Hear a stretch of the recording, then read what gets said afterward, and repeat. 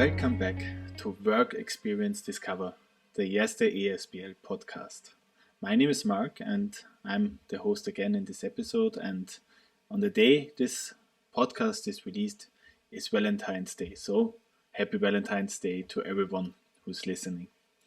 In this episode I have a couple with me, Qais and Isabella.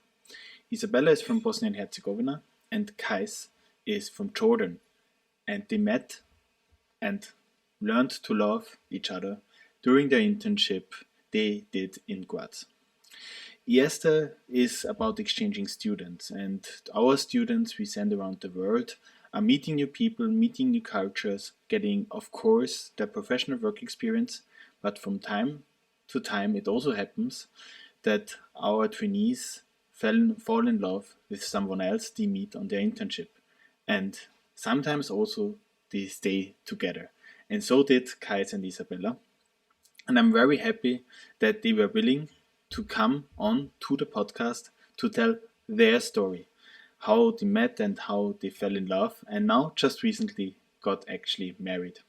So I really hope you enjoy this on this very special occasion, the Valentine's Day 2022, and you like the episode, and thank you very much for listening.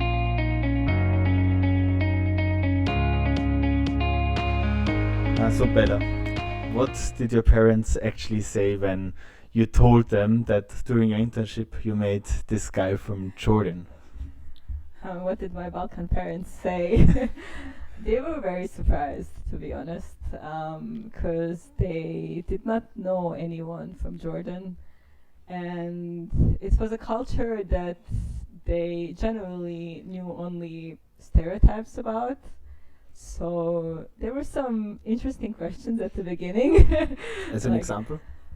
Like how does he live? How does his family live? Does he have like a lot of brothers and sisters? And how is the dynamic like between us regarding also male to female relationships, which took a bit of explaining, but then they got used to the idea.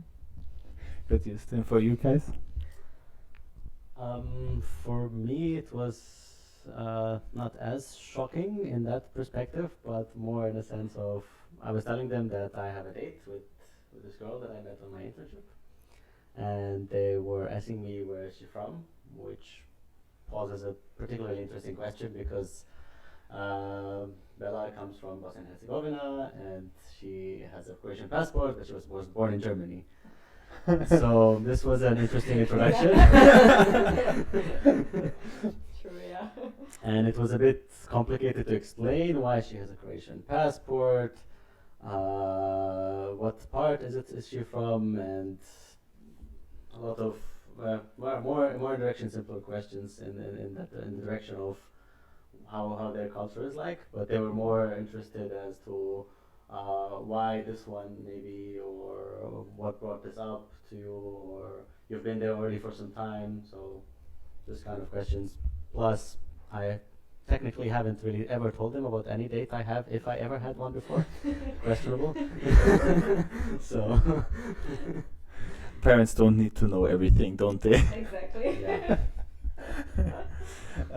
How long were you guys already in Graz when you started dating actually? For me, I was in Graz already almost a year before Bella arrived, and around 6 months, 7 months from then, we started dating. Yeah. So were your parents more, I don't know, what was more shocking to them, that you went on an internship in Austria for such a long time, or when you told them that you now have a girlfriend from a totally different country, totally different region? Well, I think the going on an internship itself wasn't as much of a shock as the fact that I later on extended it for another year.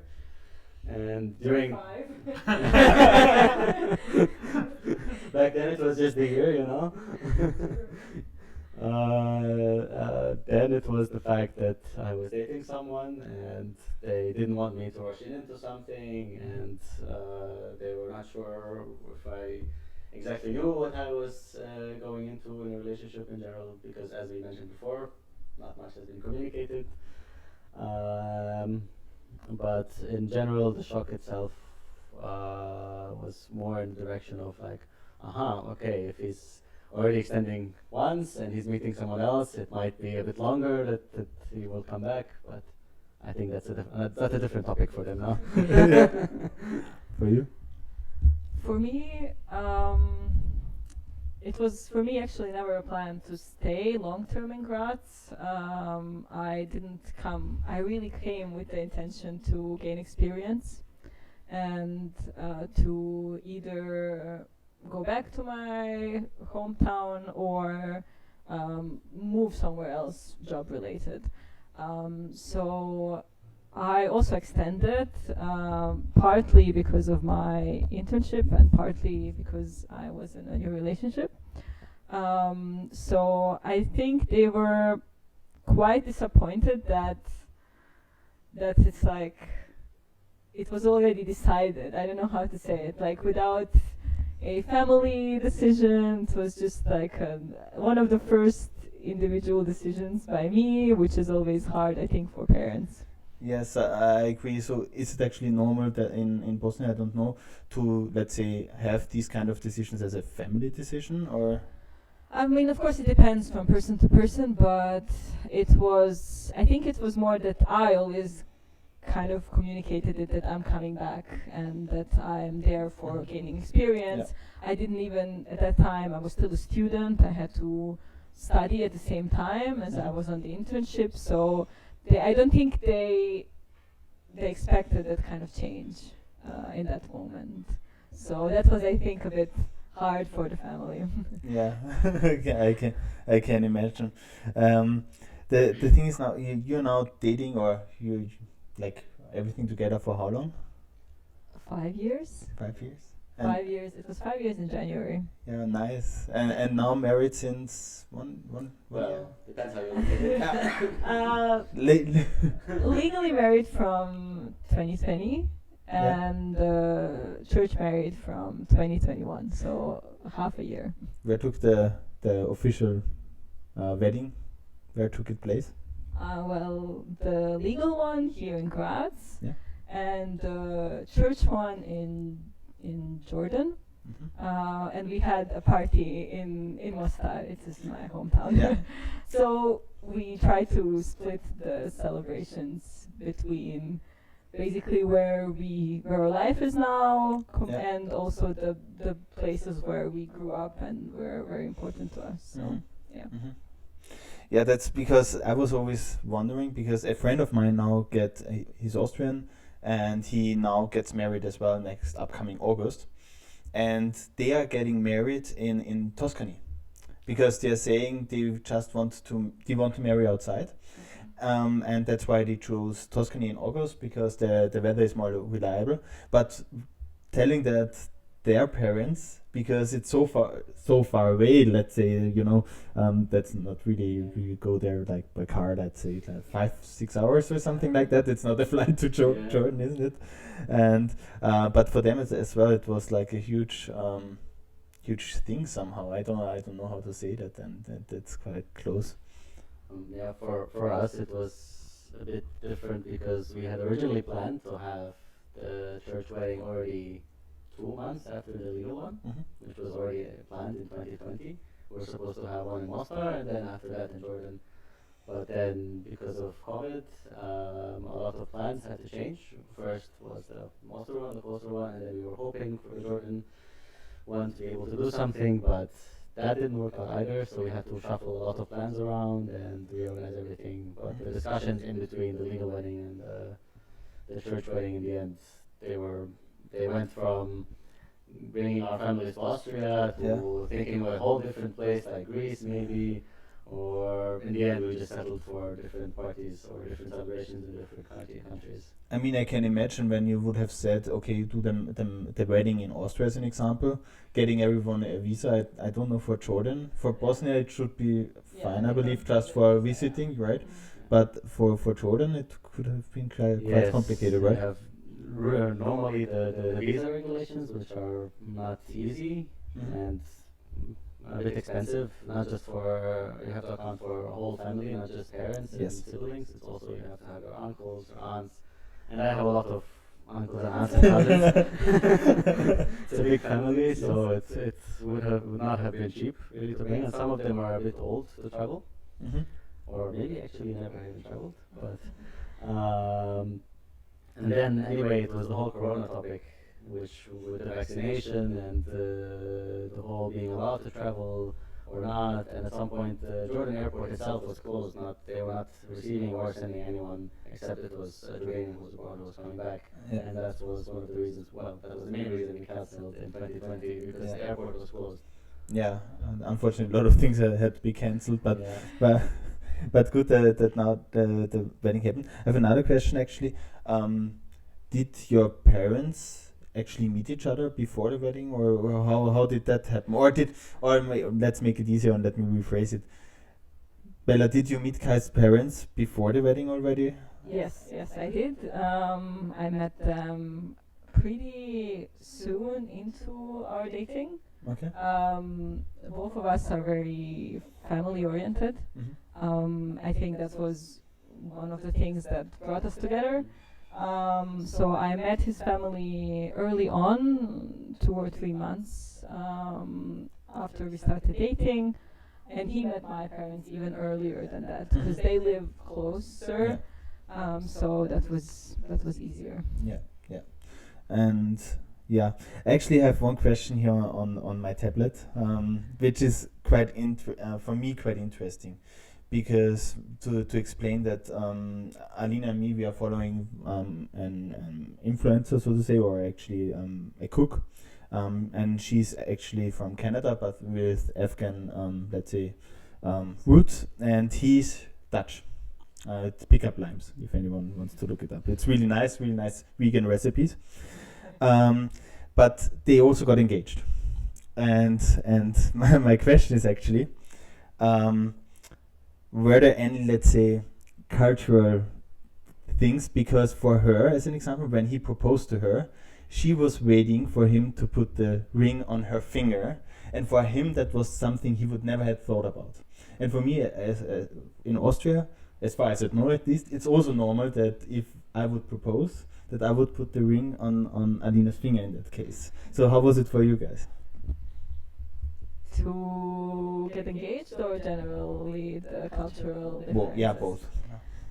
The cultural differences were definitely there in a lot of ways, but surprisingly there was kind of a lot of similarities, which really surprised me as a Balkan. I did not know that Arabs also have very large family gatherings and that they like to celebrate everything they can, which is very popular in the Balkans too.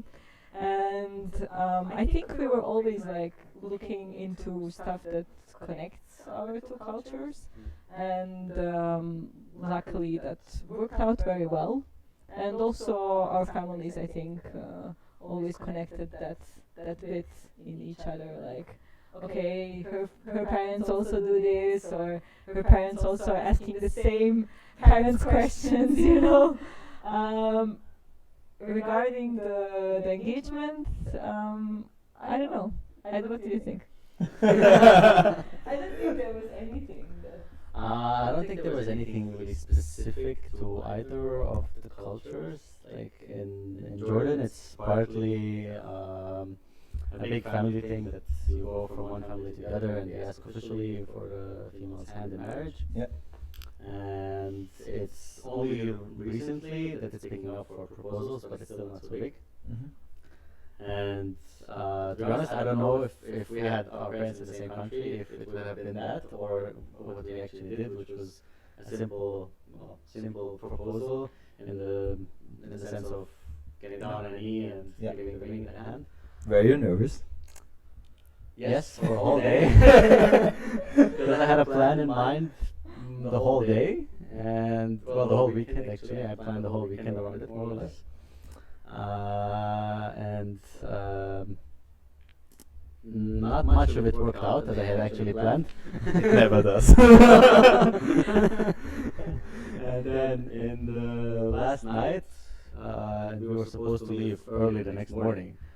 So we were just sitting around in the main square of Athens, and I just felt like now or well, wouldn't say never, but not on this vacation. Yes, now not on this vacation. Did you suspect something? In that moment, no.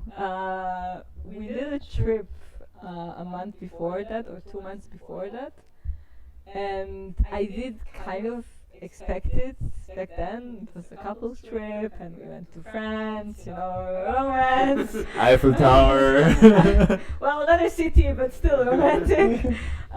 So after it didn't happen there, I was like, okay, we need more time. It's completely normal, and I did not expect it on that weekend, because that weekend was a graduation present for me. Mm-hmm. So I was quite surprised and very emotional in that moment, but I was very, very happy. Yeah, I can imagine. And did you ask for permission, actually? Like Bella's father, or? Not really, no. I discussed it with my parents a couple of times only, but besides that, didn't really discuss it with her parents, I think. No. Yeah. But I'm actually happy because of that. Not that they would say no, I just like that I'm my own person. I know different cultures, different meanings, and I respect everything, but I personally like that that's like a bond between the two of us, and that he came to me, and then it's also a joy to tell your parents that you're getting married. So I had that joy. Yeah, I can really imagine that. So, that's really nice. So, what's your plans now for the future? Like you said, now 5 years. Everything started with the IAESTE internships. Now you're both full-time employees. Yeah. Staying here in Graz at the moment. yes. Plans for the future? Well, I would say we'll be in Graz for a while, as long as we can, hopefully. More for the future itself, we are settled as I said, in Graz, but we had before discussions where we would like to settle down, because not all of us were born in Germany. We're not really good German. And we were maybe hoping for a bit more warmer country, but I think for the time being and a bit on the longer term, we are more settling here. Mm-hmm. Obviously the same plan, but I think we are very enjoying the city, also partly because we had really the luck that the years that we came, we met a lot of wonderful people here in Graz, that most of them stayed here or close by. Not all of them, unfortunately. Shout out to Sebastian. But most of them... Who was on the podcast, by the way? Really? Yeah, he did, like in the first season. I did regarding his internship in Graz, actually. So the episode is, I think, 12 or 13, don't remember correctly, but it's called From Australia to Austria. Okay. Mechanical engineering internship. That's how we called it. I have to watch that. Seb is one of our closest friends, I think. But I think we were very lucky that we came to a city that we just felt really welcome in. And as I said, most of our close friends are here, that we met back in the days. they're still here pursuing their own careers or studying something similar. So I think like why we also chose to search for work here is because we really feel comfortable here, and I think our near future is definitely gonna be around Graz, with also with IAESTE. Yeah. Yeah, IAESTE brings people together, I would say. That's true. Definitely. Yes. And that, I mean, I also have to say, Alina and me, we also met via IAESTE, so it's really something about this association. Yeah, it's especially hard when neither one of us is originally from here, so we don't actually have family in this area or in this country, and it's important to have really close friends. And well, as Bella already mentioned, it's the closest people we have here are people that we actually met through IAESTE, as opposed to the rest. So Yeah, that's the great thing, because also when you both were on internship, people, what I experienced always with trainees when they come to Austria and we took care of them, most of them have the same mindset. They are really open to experience new things, and you immediately have something to talk about in general because people want to travel, and I think that helps a lot. And yeah, I'm really happy and thank you for being here, because you were already the pictures of the Valentine's Day of IAESTE ESBL like 1 or 2 times, yeah, and now also on the podcast. I now have actually the final question, which I ask every person on the podcast, and maybe Qais and then you, Bella. Imagine the microphone you're holding. You can reach every student on the planet. Everyone understands you. And the question is, why do you think that every student should get involved with IAESTE, either going on an internship or volunteering? Why should every student get involved? What is the value for you by being part of IAESTE? that's a very good question. I can start by saying that I first joined IAESTE in 2013, already in Jordan, and that alone, my 2 years of experience there, have opened up completely new doors for me. Not just on the international level, also national level. I became, and still am, very close friends, and some of my best friends are ones that I met through my time in IAESTE in Jordan. Plus all the international experience it brought me from trainees coming to Jordan, showing them around, helped me also learn a lot about my country, because usually one doesn't travel alone in his own country. And plus me going abroad, getting the travel experience of being in Europe, meeting different cultures, then moving on my own, starting from living in a dormitory, then renting a flat, getting full work experience, meeting a lot of employers through IAESTE, especially that in Graz, for example, they do the economy. You get to know a lot of companies. You get to make a lot of good friends on the way, and some of them become sort of family for you. Some of them literally become family. And by some I mean one.